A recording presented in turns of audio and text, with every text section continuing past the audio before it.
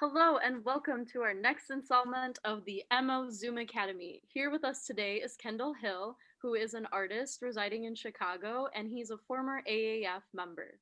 So, to start off the night, would you be able to tell us a little bit about your background, who you are, where you're from, how your college experience was, any important AAF experiences that helped shape what your career is today?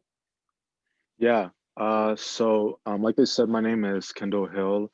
I am an artist. I'm a fine artist from Chicago. I'm from Chicago, Illinois, and I'm also based in Chicago right now. I went to U of I to study new media, which was in the Fine and Applied Arts program at U of I. I graduated in 2019, and I was also in Midnight Oil only my senior year, but I was kind of affiliated with AAF my junior and senior year at U of I. So, and I graduated in May of 2019, so almost 2 years ago. Cool. Could you tell us a little bit about what you're doing now and kind of how you decided on your career path? Was there any specific moment that kind of influenced you to do what you're doing now? And tell us a little bit more about like kind of your non-traditional type career. Yeah, like I said, I'm a fine artist. So a lot of that has to do with showing in galleries and museums, et cetera, et cetera. I actually didn't even start at U of I in art. I started in science. I was in MCB when I first got to U of I. And I really had no interest in art until I got to, or at least pursuing it as a major until I got to my second semester, and subsequently my second year at U of I. That's when I transferred to into the art and design school, going into my second year. I think that I really got interested in doing it when I wasn't finding any interest in science, and I kind of told myself like, this is going to be a long path, regardless. Just figure out what you really want to do and what you're passionate about. And arts just kind of ended up being that thing. I started off in photography mainly, but I do kind of do a lot of visual arts all over the board and a lot of writing as well too. I've been writing my entire life, and I did a lot more writing in a creative way growing up. I, like just with journalism, school journalism growing up, and poem contests, et cetera, et cetera. Like writing contests when I was younger, I was really good at. But I didn't start visual arts until I got to college officially. So it's an easy way of saying that it was really not traditional at all how I kind of discovered what I was going to end up doing long term. And it kind of just came naturally too. That's fair. Yeah, that's quite the change from MCB to art, and it's very Yeah. cool that I support you for that. Can you Yeah. talk into a little bit about the sort of the work that you do now, and like Annika said, the sort of like a not traditional career path that you went down. Yeah. A lot of the work that I do now, I do have a day job and then also my own creative practice. I'm an art director for a small nonprofit in the city. That's what I've been doing since I've graduated. I am the art director of this small nonprofit called CPS Lives, and we put fine artists, more people in my space, into public schools in the city, to help with arts enrichment in city schools in Chicago. Because of that, I work with a lot of fine artists as well too, and that's really helped with just progressing in my career and those connections. Fine art, like anything else that's a little bit that's not STEM, is very social and very about connecting with people in the city or whatever art bubble that you're in. When I got to the city, my boss, she's also a fine artist, and she's been an artist in the city for decades at this point. She was really crucial when it came to just connecting me with people my first year out of school, and that in turn getting me some big shows too. I was showing, and so I graduated in spring of 2019. I'm at a show right after school. It wasn't anything crazy, but I was showing at this really popular space called Mana after I graduated U of I. And then my boss had introduced me to a couple of artists going into the summer, and I worked with them. I worked in their studio.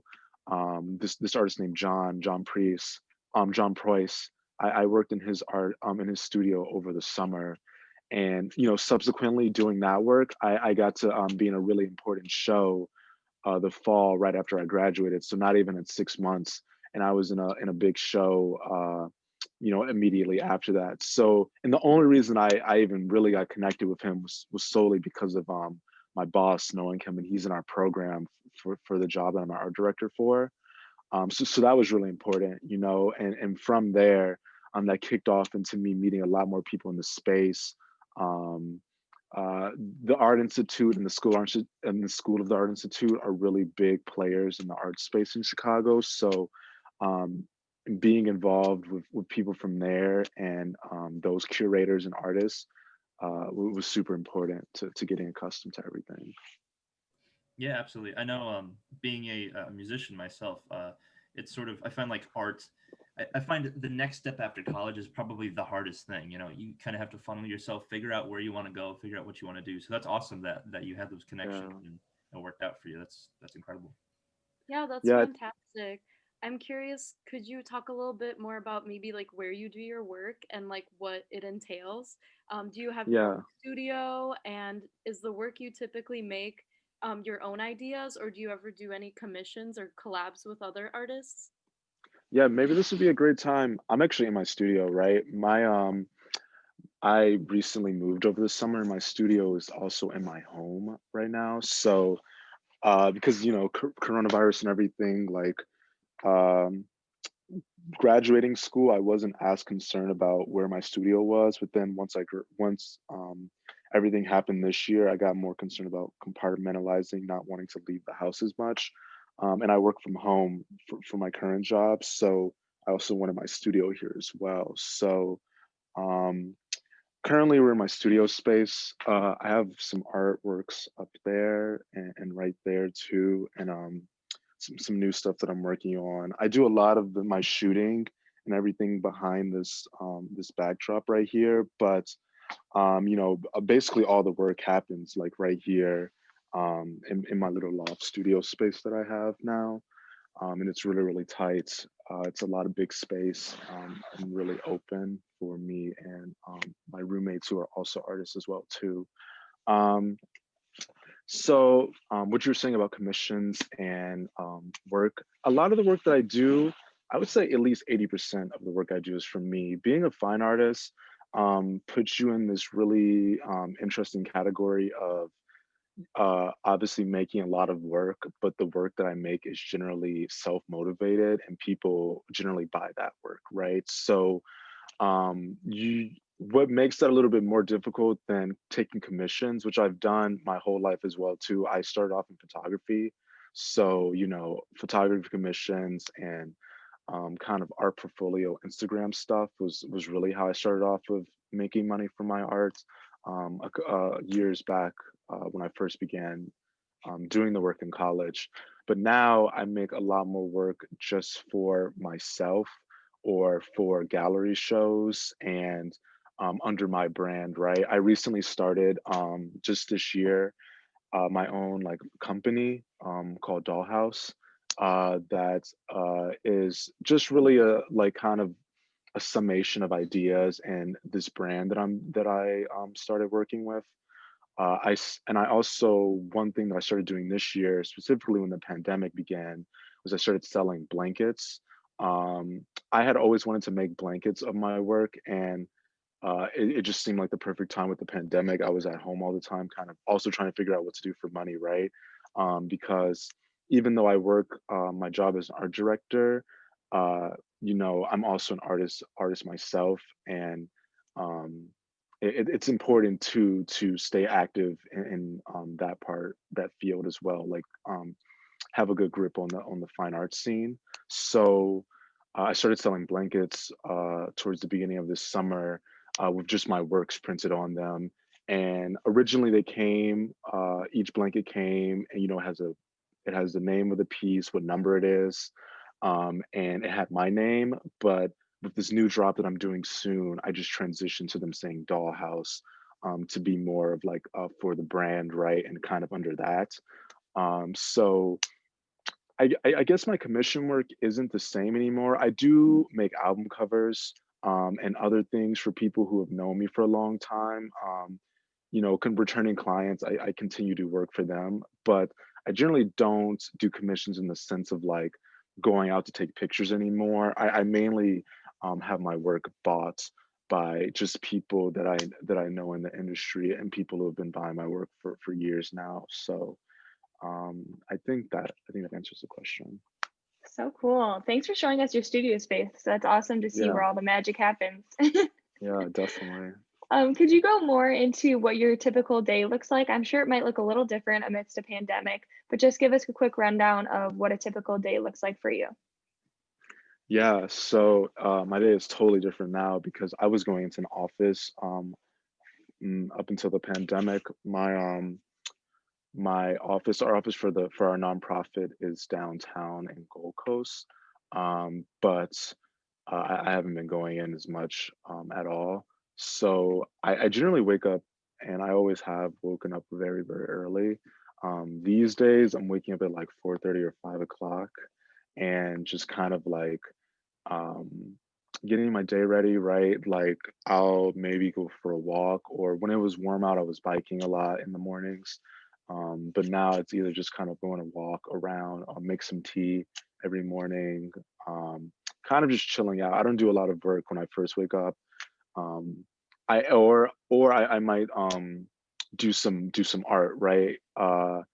Which will become in the form of collaging. I work in about two or three mediums.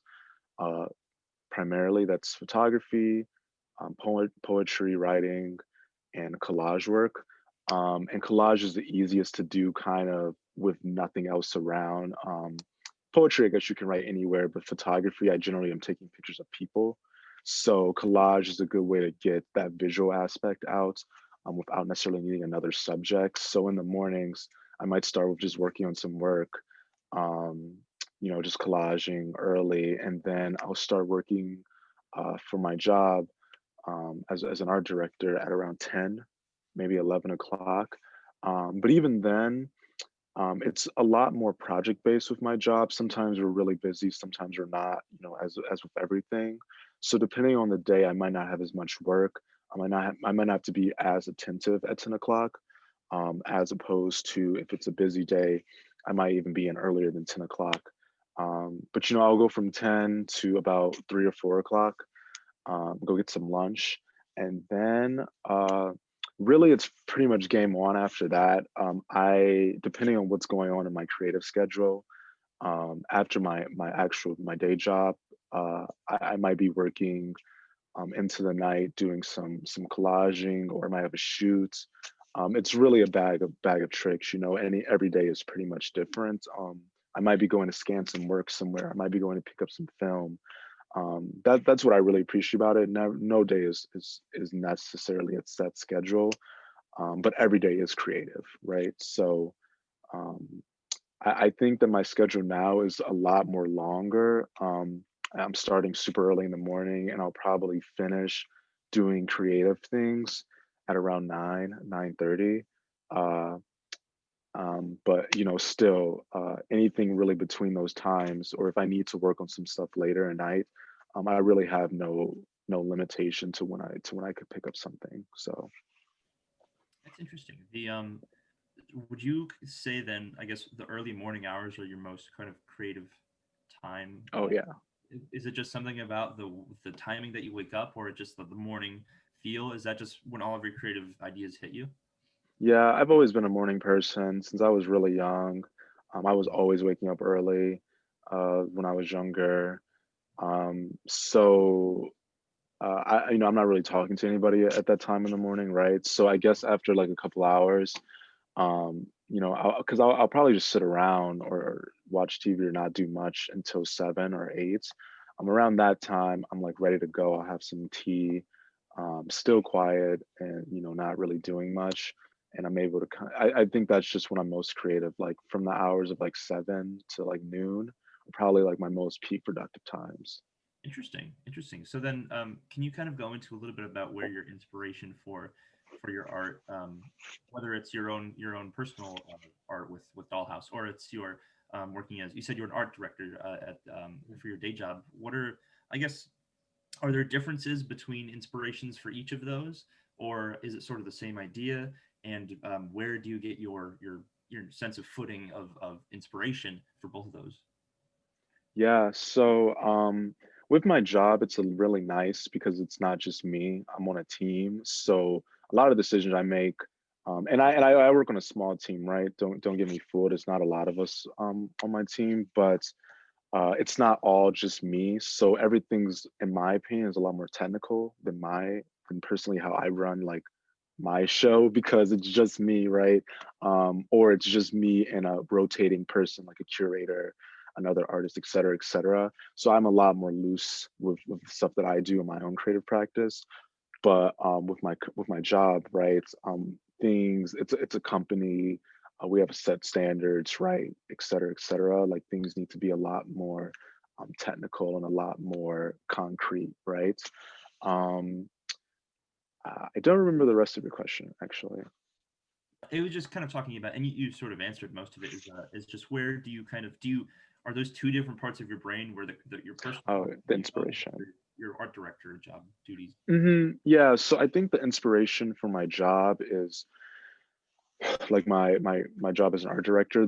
Our company is called CPS Lives. I think my inspiration for that comes from, I grew up in the same situation as most of these kids, right? I went to a CPS school. I'm thinking more long term, what could be beneficial for even when I'm not at the company, right? Like what strategies and what techniques, even if it's just something as simple as like what organizing apps do we use, right? That's a long term success thing because those are things that won't really be able to be measured, at this time, right? Creativity is a long-term game, especially when it comes to kids. So I have to think about long-term strategies with that stuff, right? For me, um, I don't really think that long-term in the sense of things. Like I know that I have ideas, right, that I'll be making art for a very long time, and I don't doubt that at all. But I think really day to day because the way that I create work is so emotionally charged that a lot of the things that I make that would be showing in a gallery or might be a picture, right? Kind of have to come in the moment.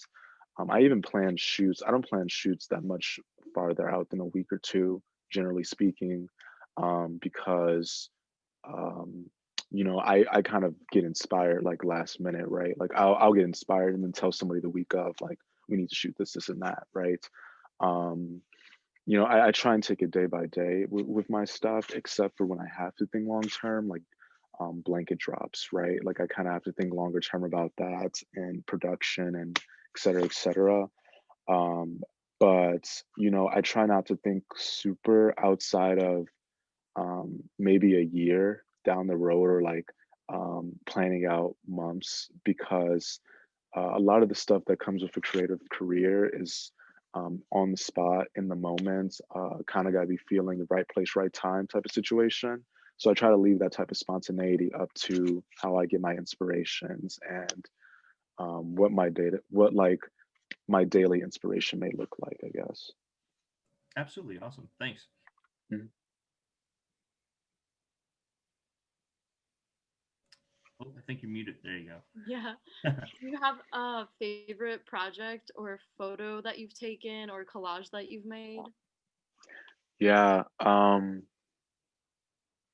Yeah, I think that my favorite project that I've worked on recently, me and another U of I graduate this summer, we did a project with the Chicago Park Districts, where we were documenting the youth programs in the park districts. It's really cool working with an organization as big as the park districts, as intimidating as it is too. There's a lot of things that come with working with such a big and older organization that are really really fun and really challenging. And we've been working with them basically all year at this point since the beginning of quarantine.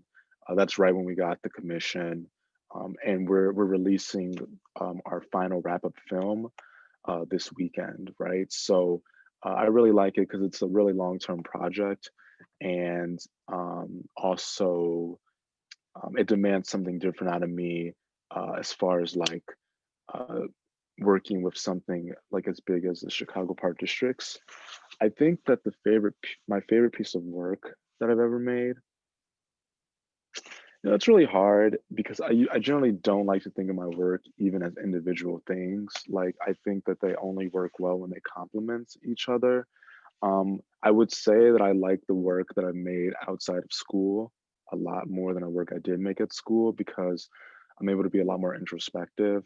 Um, I'm on my own a lot, right? Especially now because of quarantine. Like a lot of the work that I make has to just be from my mind.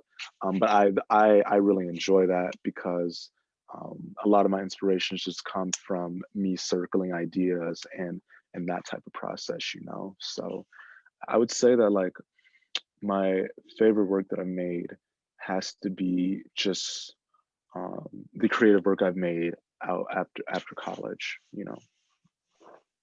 Cool.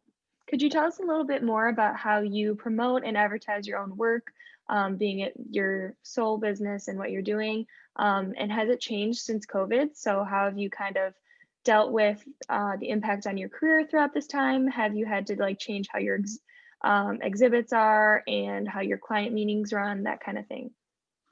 Yeah, so I um I would say that uh I'm sorry, could you repeat the question again? Yeah, sorry. So, could you just tell us a little bit more about how you promote and advertise your work and if it's changed at all amidst COVID? Yeah, so I think that the biggest way I promote my work is social media. That's always been first and foremost. Instagram, a little bit of Facebook, but mainly Instagram, right? That's where a lot of my promotions come from. I would say that my second source of promotions was or is showing work, primarily in an exhibition space, right? There's a lot of people who come through stuff like that don't use Instagram, right? And Instagram is mainly for people in our generation, but fine arts tends to be a field with a lot of older people. So they like to see stuff in person, right?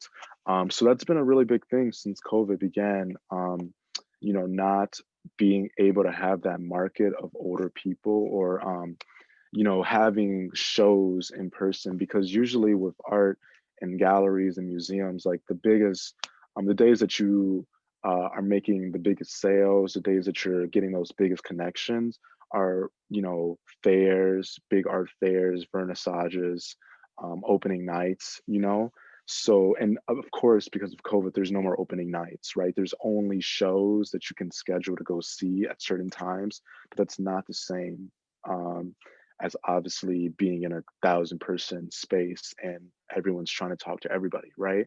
So I think this year, since COVID began, the biggest thing for me has been I came up with the blankets when COVID began, and I've focused on a different part of the market, not focusing more so on the fine art side of things, but focusing more so, I guess, on the commercial aspect of things. And I'm reaching people like Etsy. I started an Etsy page, and for my next drop, I'm gonna use Etsy as well as Facebook and Instagram, which I usually use to promote the word.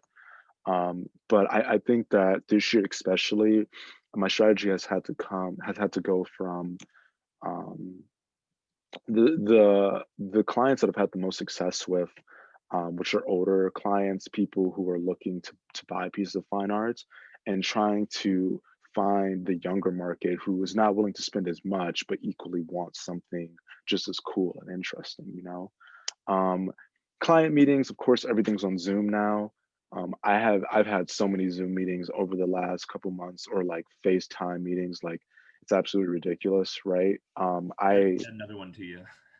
Yeah, right. It's something that like honestly probably won't even change at this point. I definitely think that like people are going to just see like why do we have to meet in person all the time when Zoom can really shorten a lot of those things, or we can travel and do other things, especially in the arts field and everyone's moving a lot anyway.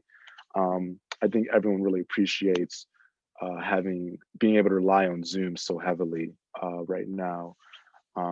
But yeah, everything's pretty much moved to digital space, but that's okay, because it doesn't seem to break down or to hinder kind of those technical conversations that you will be having private meetings for anyway.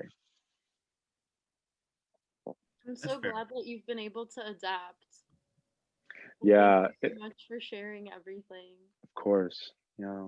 I'm curious, if you look back on maybe your college experience or experience with an AAF, do you have a most memorable moment or a moment that really like stood out to you and influenced you where you are now?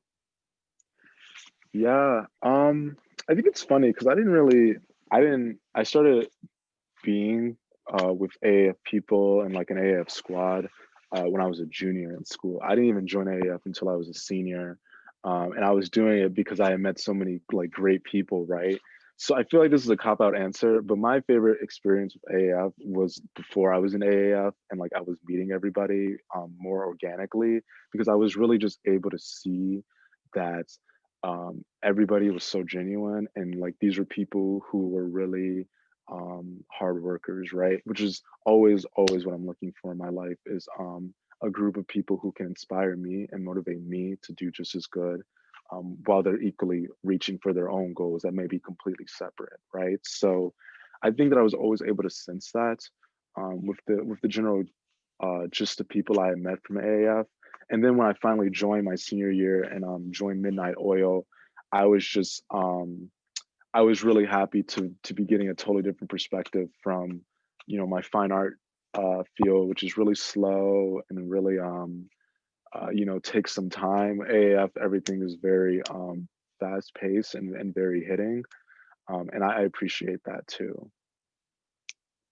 Fair. That's very fair. Um, Wrapping up, I think we have just one more question for you, and that is, what are some inspiring words you can give and advice that you can give to creatives who are graduating this May in 2021? Yeah, wow, that's crazy. Because May 2021, right? You guys have been through so much already. So kudos to you because really after seeing COVID, you're gonna get that first wave of like, just economic stimulation, right? Or like just people being so excited to be out and like interacting again. I think the biggest advice that I could give is um truly and while you're in school, truly invest in yourself and what you want to do, and lay all your cards on the table. Don't wait for after college to try and make your big move or try and um, present uh, your big trump card, right? Or jumping into your creative space after the fact, right? Because school is really the time where you can make genuine connections, and also you have the resources to create and to envision, dream big, right? U of I is a great resource for everything creative, with all the facilities, and also U of I just gives you a huge um, sample pool of people, people to interact with and talk to you about your art, before it even gets out into the real world, right? So I think that my biggest advice is don't wait for tomorrow, for what you can do today, especially when it comes to developing your creative skills. That's all I got for you guys. Well said. Yes, thank you Yeah. so much. I feel like everyone's going to get so much use out of this episode. Might be my favorite one yet. So I feel like Yeah, members will no, love this one. I appreciate it. Yeah. Whenever you guys get it up, please let me know. I would love to drop some of this knowledge to some people I Yeah, know slyly, right? So yeah, for I sure. really appreciate you guys hitting me up to do this. So Yeah, thank you so